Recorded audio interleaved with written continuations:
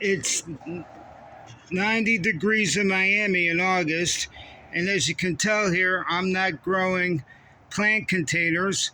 What I'm doing is protecting my crop from critters with simple plant containers, just like these.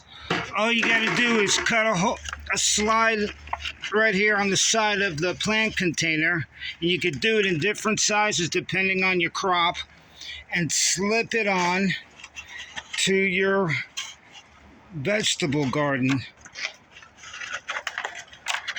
to your plant. And easy way to get it off, and then you get it back on again, just like that. It works, but you have to check underneath your vine to see if it's there. Sometimes the fruit comes off.